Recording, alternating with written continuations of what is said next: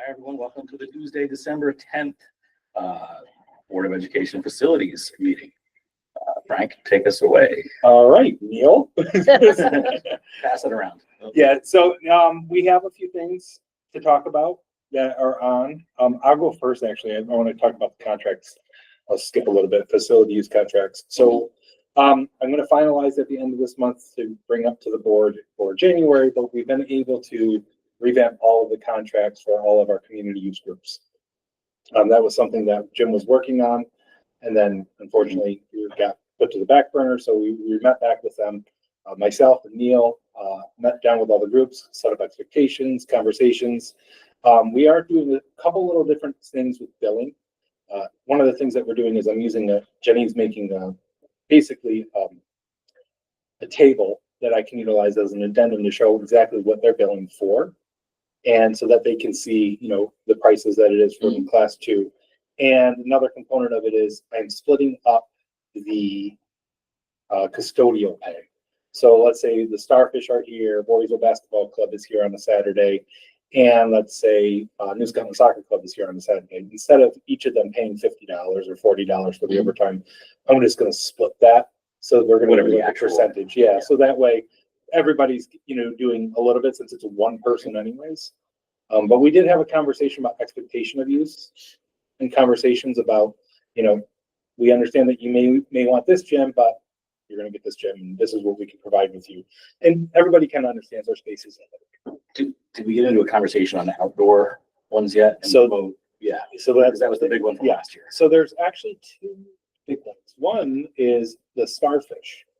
So the Starfish swim group, they service over 87% of Voorheesville and Gilderville students. So it's almost all of us. And it's also the same person who does our He's the aquatic director. our aquatic director. Yep. So huge ties to the community, huge ties to the school district.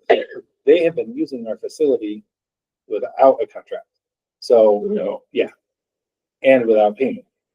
So they are now paying. They're paying $75 an hour per the facilities. Isn't it 75? It's 75 for a class 2 organization. Yeah. So we are lumping them into that same group. And that ties in with the policy that It's I was hybrid talking in the about. policy. Yep. Yeah, that's that. Sure. And it ends up being roughly $400 a week.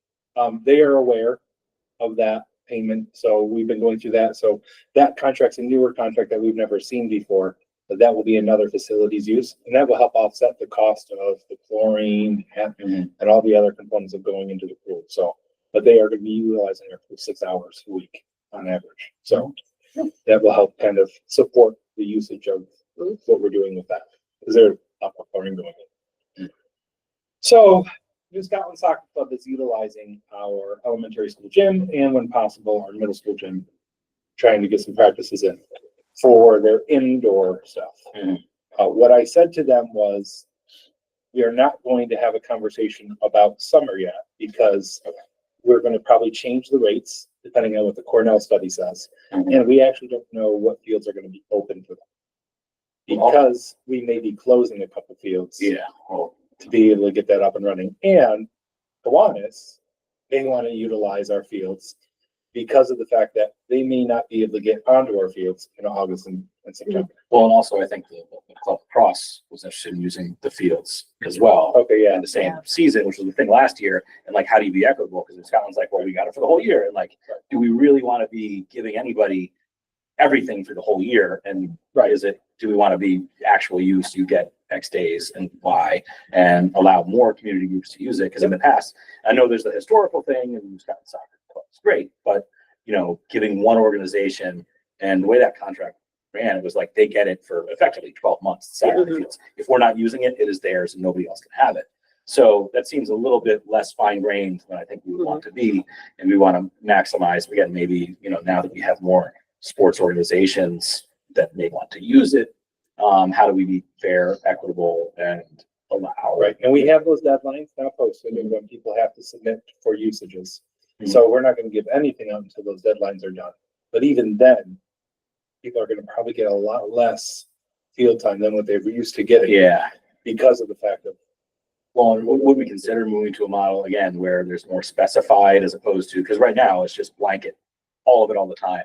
Oh, no, it's gonna Right. be very, very special. So instead of like Tuesdays, Thursdays, whatever, whatever the days the actual practices are. Oh, no, it's And I gonna know be, they use it most of the time, but there are days they're not using it. no, right? it's Or gonna be these- very specified.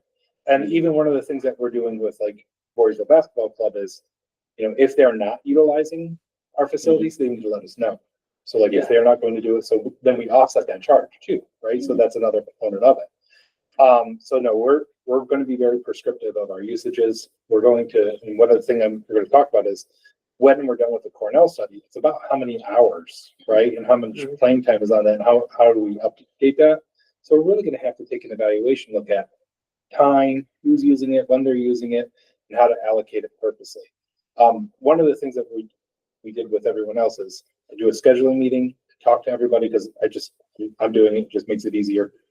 And then I tell them, here's your usages as they leave our meeting. Yeah. So then Jenny puts it all into ML schedule. So it was pretty clear that we just clarified it all up and done, and I plan on doing the same. What are our rates for that out? I looked at the policy yesterday. I don't remember exactly what they were, but I remember they were We need to shocking. change it. Oh, Yeah. Wasn't it like $100 for the season? Yeah. Well, the elementary school gym's $100 for the season. Well, the elementary school outside fields are free for the season. Right. And then, well, depending on the field, depending on Depending on the group, yeah, but like for Kiwanis, they're free for. right. But we're Yeah. definitely, and I've warned the groups that use our, like Wisconsin Soccer Club is one I talked to. I warned them, I said, we will be changing those rates depending on how much more fertilizer and everything else we're buying. And I also told people that we probably will need a lot of parents to help us shovel. And he'll talk about that in a little bit, but we're gonna need some community supports to get some of the dirt off our fields after we core. Well, that was a maybe because, Oh, they're changing it? so Carl said shovel it off, and then Chris, the second guy who came in, goes, I think I disagree with him on that Oh, good. because this isn't that bad. And if you let it dry out, you can break it up and reuse the material. Well, that's even more fun. So Yeah, so it Might- definitely is a conversation that we're looking for having, but I wanted to wait until we're done with the Cornell study. But I agree, like, yeah, people can't have, one of the concerns that we've had is we want to support community groups, but they've had free range of use. And that's causing conflict not only inside the school, but for outside communities because other people want to use it, and then it becomes a battle. So we want to kind of clarify it all up so everybody gets equal usage. And it also puts real costs on the Right. district, for things like chlorine and Yeah. so there should be cost sharing there. And I want to say that equal is not always the same, right? Someone's like, well, we have to be equal. If you have 50 kids and someone has 250 kids, you're not going to get exactly the same usage. And we also have, again, you got to remember, we have adult groups here and we have people utilizing our facilities all the time. They're always open. So more conversation to come on that. And where does adult ed fall into the classes of use? They are a school sponsored event. Yeah, they're ours, because we own that. We have our own budget for that. All right. Any other questions on the contracts? Yeah, sounds good. so that was basically the winter stuff. And then stuff for the spring we have set up for, what was it, February? Yeah. That's in those discussions. Yeah. Yeah, so they start happening and we'll get everybody in and then I'll sit down and do exactly the same thing and do the same contract. So contracts are only going to be by season. I am not doing year-long contracts. We are done with that. Is that way we can easily bill everybody for the exact price of things? Mhm. How do they pay? Do they pay up front? Do they pay? It depends. incrementally? It depends on the way that they want to do it. Yeah, some groups may pay up front, some may incrementally, some may at the end when they get the final bill. So a lot of times Jenny will work through that with them. Okay. Roll that right into field So conditions. let's do it. So like we just mentioned, the Cornell Sports audit partnering with them a bit. Clarify, not Cornell Cooperative Extension, because I mentioned that to somebody like, oh, you right next door. I go, nope, different. So Cornell Sport and Cornell University, who does the Yeah. Turk Association. So originally we met with Carl, who was he's actually an urban scientist, I think is his actual title. And he kind of specializes in sports turf as well. So he's more on the research side of things. And then Chris Sicko, who came and did the actual walkthrough, who will actually write the report, is more of a hands-on, actually takes care of the fields at Cornell. So he maintains all their fields and does work with a couple of their synthetic fields as well. But he was going to go through, see what exactly we have here, take our equipment, take the condition of the field. We actually just got our soil tests back like a week after the walkthrough. So I sent all that information over to him. He's going to put that all kind of break it all down and make a report of what he thinks would be best for us moving forward for basically a short term and then a longer term deal to get everything as close to grade A as we can, best field possible with resources at hand between overall traffic on the field, amount of manpower we have, and the equipment in place. Basically figure out what would be best for them. And their overall consensus right now, both of them, when they came on our fields, was where are our fields currently? Are like the worst fields ever, medium range fields? Medium. So it's like, yes, we have some lumps here and there. Overall, decent turf coverage. We've thrown quite a bit of seed at it in the past year and a half now. So they're making improvements, and we showed them the satellite fields. And actually, when I took those pictures of the green down the middle is when Chris was here, we're doing the walk. And I think that was about a month or 6 weeks after the initial top dressing. And already showing improvement, and he was actually impressed at how far it had come, especially with how dry it would have been and no irrigation out there. So he thinks here, straight sand, because we do have irrigation, as far as leveling fields, bringing them up to where we need them, and across the way, keep on that compost side, compost sand mixture to help level up fields and add more nutrients as well. It's gonna be a lot of sand. It's gonna be We're a lot. talking, how much did they say at first, just to move it a little? So around 60 tons per field. So 60 tons on soccer, 60 tons for football. Again, across the way. So Yeah. it's gonna add up. It's gonna be a lot of work. And again, we're in natural soil, right? Mhm. So it's adding that sand and building up that. You get, And what did the soil testing show? Like acidic or neutral or? We're pretty good pH wise. Some of the nutrients themselves were a little out of whack, but that's kind of to be expected in natural soils. So, and a few soil amendments, like gypsum, some lime, will be able to help get them a little bit more balanced. so this falls into two categories for us as we're looking at facilities it's used, but it's also gonna be budget. Right, because we're in the budgeting process of trying to figure out what do we need to do, or do we need to buy now or for next year, and then what equipment we might need to be able to upkeep some of this stuff, because that's going to be another component. Because if we're going to put the time and money and effort into it, we need the right equipment to make sure. So that's why Cornell is going to be evaluating that, making sure we have everything that we need to be able to be where we need to go with it, and look at our staffing as well. So they're going to look at staff resources, how long it should take them all, how long it should take to do these things.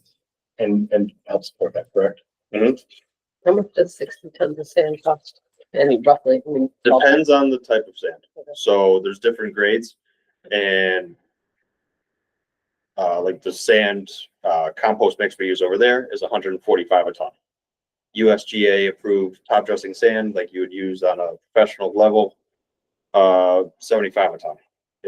Mason sand, which he said he's used on some of the fields out there because they renovated an old horse pasture. And so it's a lot cheaper. It's 30, 35 a ton. But he recommended getting it tested beforehand for the purity of it.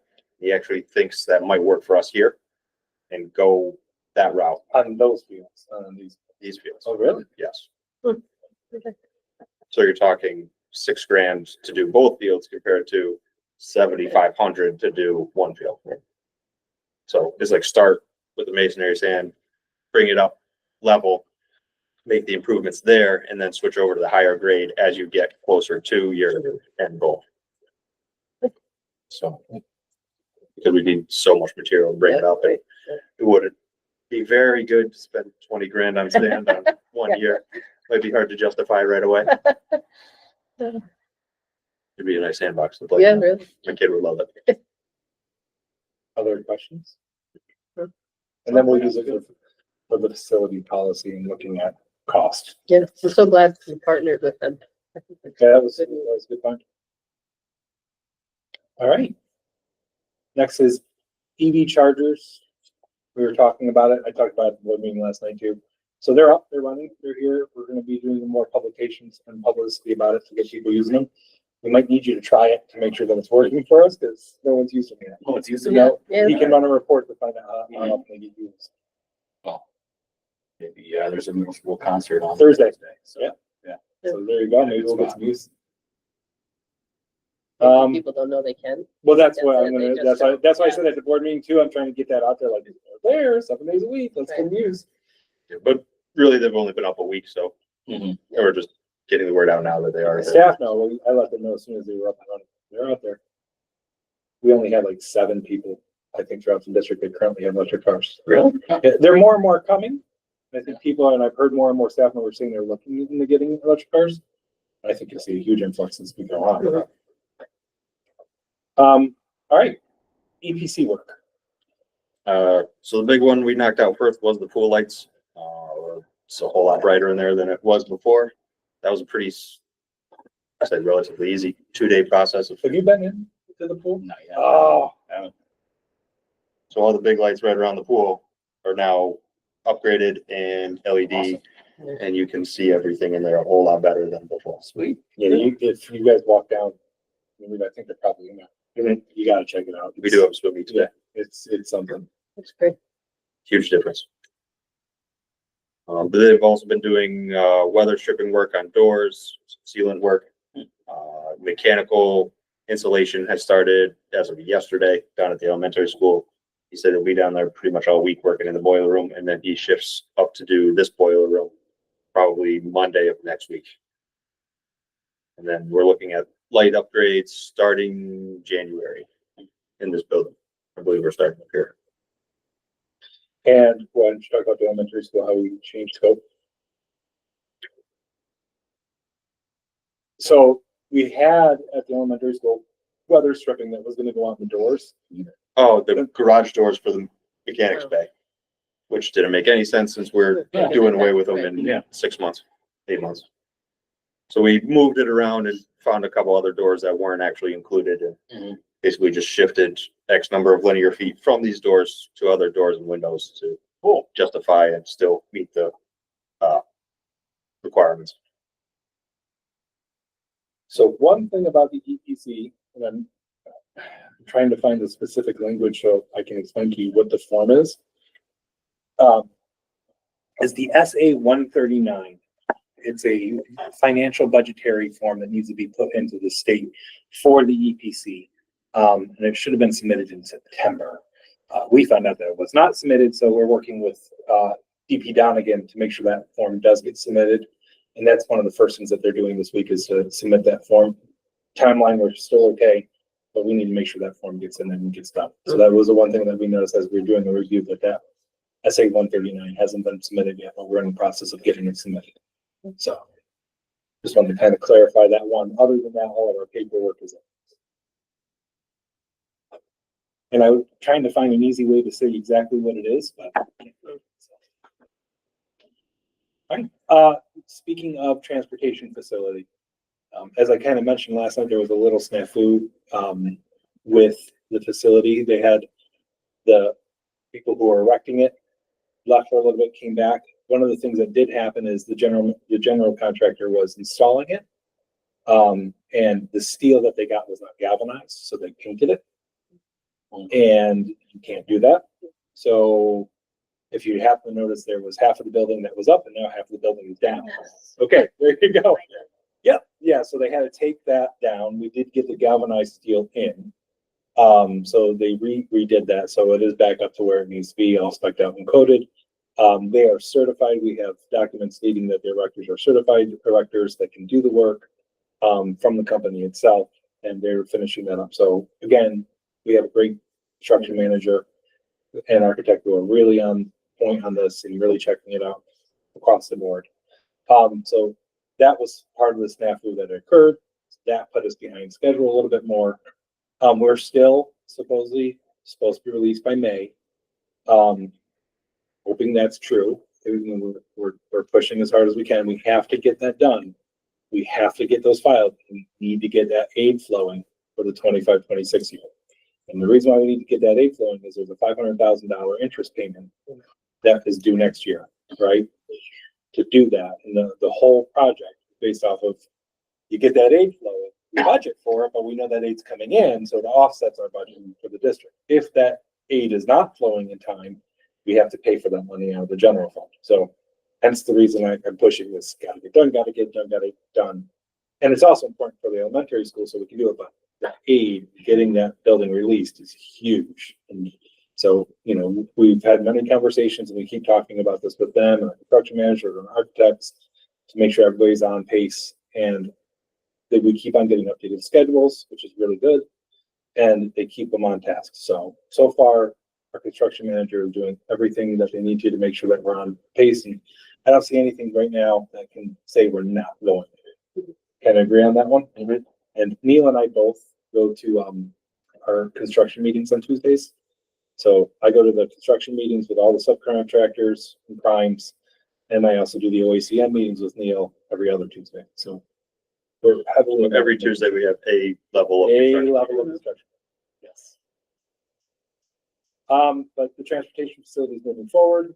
We are working out what needs to be purchased through incidentals and through us to the district. And we're purchasing those off the state contract, and it's like cabinetry, it's an air pump, things like that they need. Some of the stuff that we had is very, very old, so those are things that we plan for. The one thing we're looking at now is a switch. We're trying to figure out when that's going to get ordered. So the switch is for the EV chargers. They are kind of expensive, and they run 45 weeks to 50 weeks on back order. Yeah. So we got to spec that out, figure out when it's going to be, but it's depending on the buses. So, But they're also 8 to 10 months Right. lead time on an electric bus. so we should be fine with being able to time that out. Any questions on the transportation facility? No. And the plantings was a big issue, but We so. did get an updated Yeah. planting. So there was a planting, they did it, it wasn't exactly how I wanted it, and then we found out also that they couldn't put a tree where I wanted to. Want to explain that? Originally it was drawn up to put a tree basically right in the corner of the fence, kind of shield our neighbors from a giant building. And we're not able to put it in that spot due to underground conduit and storm lines. So we had to shift it a little bit to make sure the roots don't grow right into it and cause more damage. And then there was another one on the leach field, correct? That, It was a little too close to the transformer. Yeah. So National Grid said, hey, don't put that there. so we changed some of the plantings up, but overall that's good. And I have a Boy Scout who's interested in doing an Eagle Scout project on the side of the hill there. Because if you notice, it's like, it was one of our ideas to try to figure out what do we do with that side of the hill, because it's very empty and plain. So we kind of filtered it out there saying, you want a project out there that you can do, maybe a community service project, partner with Cornell and get some, different types of gardens in there or something. So supposedly I have someone who's willing to reach out and work with me on that. So that'd be a nice kind of community project that we could help support. Low maintenance. So elementary school, one thing that we found out at the elementary school, which was kind of interesting, because we've talked about this 1,000 times, is that, as you know, we're closing off the basement in the elementary school next year. And we did not realize it. Jeff and I go, all of a sudden Jeff Venzio goes, hey, Frank, is the nurse's office, is the library going to be finished when we open? I go, yeah, it's going to be done. He goes, so the makerspace is going to be in there. I go, yeah, he goes, where's my nurse's office? And we talked about it 1,000 times and totally forgot that we won't have a nurse's office. So we've done some problem solving. We're going to do a makeshift nurse's office next year in a room. We have a spot for it. It's actually currently the dean of students room. We're just displaced the dean of students into another office. It's big enough to be able to house the nurse, cots, and there's a bathroom right there. So we were able to kind of figure that out for now. Yeah, and that's for only percentage of the year. 4 months. Oh, yes, right. To start until. Well, 3 months, as they say. I'm saying 4 months. Yeah, because I'm doubting that they'll be finished. Yeah, I mean, after New Year's theoretically. It should. That's what I'm thinking. I think what they quote us November or something. I hear November, I hear December. Yeah, so figure January, I figured January. but still, it's not like the whole year. Right, no, it's not the whole year. So, but yeah, we'll displace, the music storage room is a great place that we can utilize as office space if need to for the time being and figure things out. So if we have to, we can change that wall down there. But I wanted to kind of bring that up as that was one that we kind of missed. It was Jeff's aha moment like a couple weeks ago. He's like, we talked about this 1,000 times, but totally you missed that. And what's our date to tentatively break ground over there? So that's, Actual date. so we actually, that was the thing that we did this morning. We have a long OACM meeting. That's the owner, architect, construction manager meeting. And to clarify deadlines. So what we're looking at is the third week in January. I don't have it written in front of me. Actually, no, this is a budget stuff. Third week in January, we're going to go out to bid. We're going to do 3 weeks plus an extension. So we're planning on awarding the bids by February 20th. That will we're going to get at least a 1 week review. And then by that point, we should be able to get summary to the board and have it approved at the March meeting. So if we can get it approved at the March meeting, we're hoping maybe a June breaking ground. It really all depends on the transportation facility and how Yeah, much that has to be all the space way done, right? we have to have the buses out. Yes. And we have to be all transferred over in order for us to get that construction. When are we, like, I'm assuming we have to get like a CFO for that or something. Oh, yeah, they have that. Yeah, they'll do. What's all our of date it. for that? It's Like on the, May, June, like before June. yeah, We can get basically a temporary one of certain level of completion, as long as we have meet fire code and everything else. substantial completion is supposed to be done by May. Yes. Yeah. So that's when we need the full CFO. Problem's going to be is that we also have to make the decision about site. So we might be able to break ground on the transportation facility in June. We can start at the garage, sorry, which is the cafeteria, but we might not be able to start doing the drainage and all those other issues if we're still utilizing it for field day and all those other things. So, that schedule is going to have to be worked out after we get the bids in, after those been awarded. Are we gonna do a ribbon cutting? Yeah, that's, yeah. I thought you were gonna. Yeah, I want to Yeah. do a. like a grand opening ribbon cutting kind of, I think that would be, Yeah. get the Alton Enterprise here, it'll Mhm. talk up the, I think that would be really. I was thinking about doing, and this was brainstorming, but I don't want to get too ahead of myself. I was thinking about doing like a lunch, like a little sodas, little donuts, like a little like Sure. community thing, because community approved it, they Mhm. bought it, Yeah, right? you get to come see it. So that's what I was thinking. We do a large community event, maybe have a band play. Yeah. That was really kind Awesome. of making a fanfare of it, Mhm. because that's a huge thing. It is. That was a giant task. It was a big years and Years years in of the making, conversation, yeah. right? Yeah. So I was thinking of more than just a ribbon cutting. I wanted to Yeah. kind of make it an That event, would be great. I think there'd be a lot of I love interest it. in Right. seeing it, And maybe- it's kind of state of the art. right? Right. And I think a lot of people want to see it, and also just want to see the wall, like get up there and. Right. That is a feat of engineering. But also I think it's a great opportunity to get bus drivers, right? So we can also do the, hey, come drive a bus, come check this out. So we could use that as a double format, double thing. But it is maybe we can get everybody down there somehow, now that we're closer. We can boardwalk through at least on the site park at night. If you guys are interested, Mhm. if you're interested in walking down there and because when you're down there and you're in it, the scope of it is completely different. It's one thing driving up the back Right. and you're looking at the wall, but if you're standing below it looking up, That's It just is like, really, it's something. yeah, it really is something. So, any other questions on the capital project report? All right, Neil, hallway leak. We, Can we preface with what I did on Friday? Before we start? so Friday, end of the day, Frank sends me an email from our insurance company about snow load and the effect of the added weight on your roof and what to prepare for. Right, a video, all about it and everything else. And a square foot of 1 foot of freshly fallen snow can equal an inch of water and all this added weight. And you spread that over the course of the roof, all the issues it can cause. Fast forward to Monday morning when we come in, the section by our cafeteria. Which we've had the leaking forever. Yeah. We've been trying to figure out. So from that plus about 20 feet down the whole section was leaking. Yep. So There was a giant ice jam and everything else up there. And, But I even said to him, did a pipe burst? Because it was more water than I've ever seen pouring out of there. Like, it was unbelievable. They actually still have it kind of closed off a little bit. They had to reroute the kids through the cafeteria because you had to close that whole section off because it was just so much water coming in. we've But- got it they were very responsive to trying to get it fixed. We got it to a point where it's basically the wet insulation is just dripping out now, and we should be good. If we get an inch plus of water tomorrow, hopefully it's not too big of an issue at this point. Mm. And it was just the weight from 3 inches of ice damming everything up on the roof. So hopefully tomorrow will be okay. But that section of roof, I just realized today, was still under warranty. So I filed a claim to see if we can have it addressed sooner rather than later.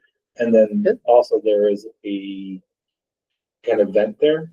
That's been abandoned for however many years. And it kind of pools to the vent, which is in between 2 roof drains. So we may discuss eliminating that and kind of building that section of roof up so it does flow better and not have this giant puddle in the middle. That won't be under warranty, That won't cover, but that'd be it just could help solve some of the issues that we could have. and prevent some of this issue. Yeah. And I think that was all we had on the agenda. Awesome. Sufficient. Mostly good news. Yeah, mostly the leak was not good. No. But he goes, you jinxed me by sending me that. Yeah. All right, any other questions? All right, no, No, thank you. you're welcome.